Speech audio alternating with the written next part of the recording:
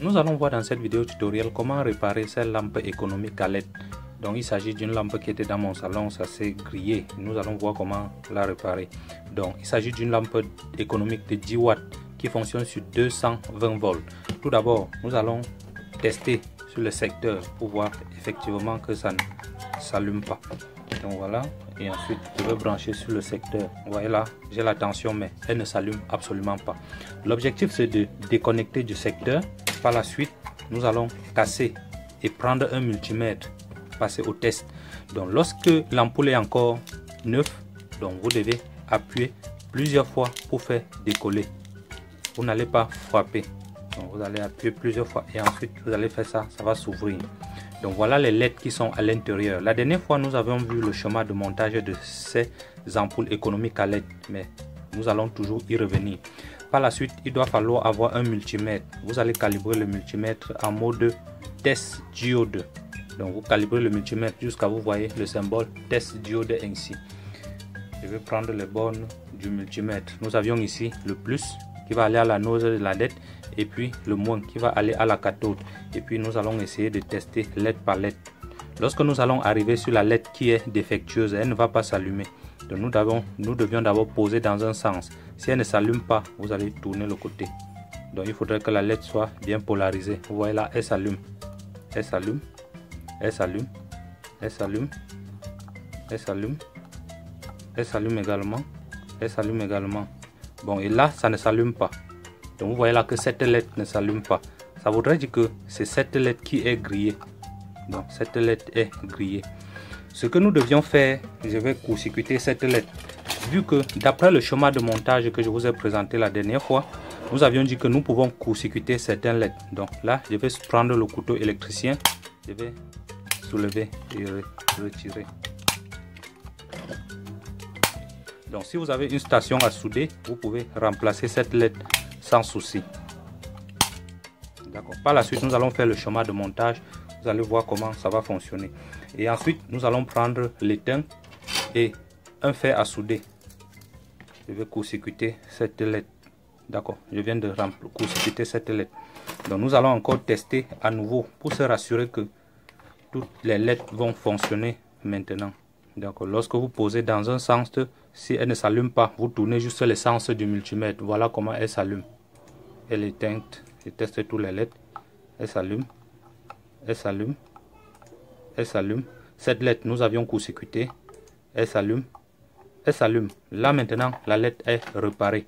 Donc, nous pouvons prendre et fermer. Si vous avez les LED, les ampoules économiques à LED, vous pouvez enlever une LED et puis connecter. Là, je vais brancher à nouveau. Et ensuite, je vais connecter sur le secteur. Voilà. Et check et bam. Voilà la LED qui s'allume. On peut éteindre. On allume. Ça marche très bien. Vous avez vu comment réparer une lampe économique à LED tout juste en court-circuitant une autre. Nous allons faire le schéma de montage de telle en sorte que vous puissiez voir comment ça fonctionne. Donc vu que ce montage peut supporter plusieurs LED, donc même si une LED est défectueuse, il n'y a pas de souci. Ça ne sert à rien de jeter. Vous fouillez les casses, vous allez voir les lampes comme ça que les gars ont jeté juste par ignorance. Comme d'habitude, nous allons prendre une feuille et le stylo pour faire le schéma de montage. À l'intérieur de ces lampes économiques à LED, nous partons de la phase. Donc voilà la phase. Nous avions la phase, nous avions également le neutre qui sera là. Donc lorsqu'on part de la phase, on met un fusible. Et pour plus de sécurité, nous allons mettre une VDR, Voltage Dependent Resistor, qui va rompre le fusible en cas de problème. Et ici, c'est un fusible que je vais appeler fuse. Lorsqu'on quitte ici, on entre dans une résistance en parallèle avec un condensateur. Non, ça c'est en parallèle avec un condensateur. Et très souvent, dans ces condensateurs, ça a une valeur de 135 J 400 volts. Et la valeur de cette résistance, c'est souvent 330 kilo ohms. Lorsque nous sortons maintenant d'ici, nous pouvons avoir un pont redresseur de 4 diodes ou bien un pont simple diode.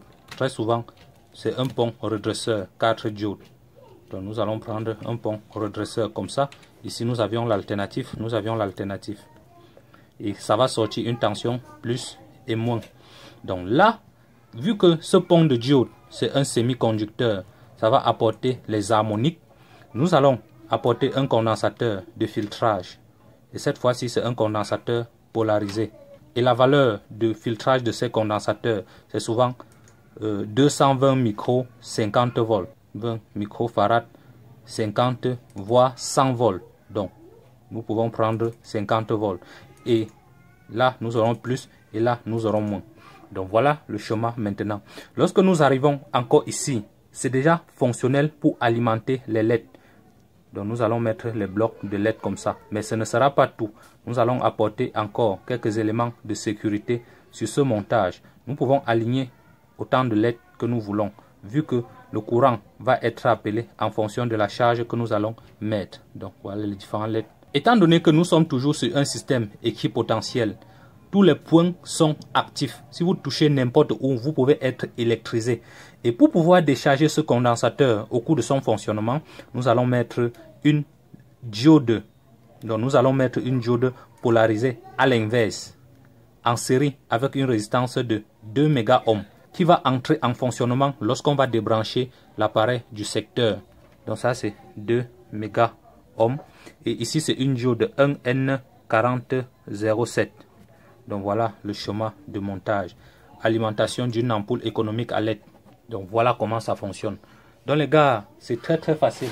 Je vais chercher dans la casse un exemple de ce type de montage afin que vous puissiez avoir une idée de comment ça se présente.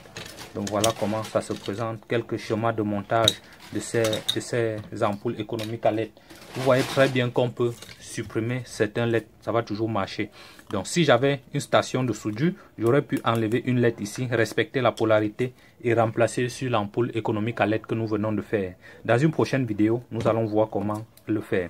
Et par la suite, vous voyez très bel et bien les 4 diodes que je vous ai montré là. Donc voilà le pont de diode qui respecte les 4 diodes. Voilà le condensateur. Ça fait une valeur de condensateur 135J, 400 volts. En parallèle avec une résistance de 234. Donc c'est marqué 334. Donc voilà, c'est bel et bien 334. Et lorsque vous convertissez cette valeur, ça vous donne 330 kOhms. Nous avions vu cela récemment. Et ensuite, nous avions ce condensateur de filtrage qui représente ce condensateur de sortie. Et la valeur ici, c'est 47 micros. 47 micros, 63 volts. Nous avions pris 220 micros, 50 volts. Donc nous pouvons, par mesure de sécurité, prendre même 150 volts. Ça va toujours fonctionner. Donc voilà un peu comment le montage se passe. C'est tellement facile à manier. Donc si vous prenez plusieurs cartes, vous aurez le schéma de montage. Et cette diode de sortie polarisée en inverse avec une résistance de limitation de courant de 2 mégaohms permet de décharger ce condensateur vu que tous les points sont équipotentiels. Équipotentiel veut dire que si on touche ce conducteur actif à tout moment, on peut recevoir une électrisation. Même ici en sortie, il n'y a aucun transformateur d'isolement. Tous les points peuvent frapper et causer des dommages. Alors les gars, je pense que vous avez compris le principe de fonctionnement de ces ampoules économiques à LED. Je vais un peu revenir sur la VDR. La VDR, comme son nom l'indique, Voltage Dependent Resistor. C'est une résistance dont la valeur dépend de la tension à ses bornes. Très souvent, il peut avoir une seuil de tension de 250 volts. Si la tension à ses bornes essaye de dépasser 250 volts, cette VDR va entrer en court-circuit. Lorsqu'elle est en court-circuit, ça va faire en sorte que ça va protéger tout le reste du montage et ça va faire rompre rien que le fusible. Le fusible seul va rompre. Et pour réparer, nous allons venir remplacer la VDR et remplacer le fusible. Par contre, si cette VDR n'était pas là, ça devait passer là partout et détruire tout le reste du montage. Donc si vous voyez un peu sur ces montages, ils n'ont pas mis cette VDR parce qu'ils ont voulu faire des cartes économiques moins chères. Donc si nous voulions concevoir ce type de montage, nous le ferons ainsi pour faire des choses de façon beaucoup plus professionnelle. Et c'est un peu comme ça que vous pouvez voir sur toutes ces lampes économiques à LED que nous avions sur le marché. Nous avions déjà longtemps fait des ampoules économiques à LED comme ça. Donc une fois que vous maîtrisez ces genres de sujets, vous serez des pros et vous serez capable de réparer tous les lampes économiques à LED. Et c'est ce même type de condensateur que nous avions pris récemment pour réparer le four à induction. Donc si vous n'avez pas vu cette vidéo, je vous encourage à aller voir cette vidéo.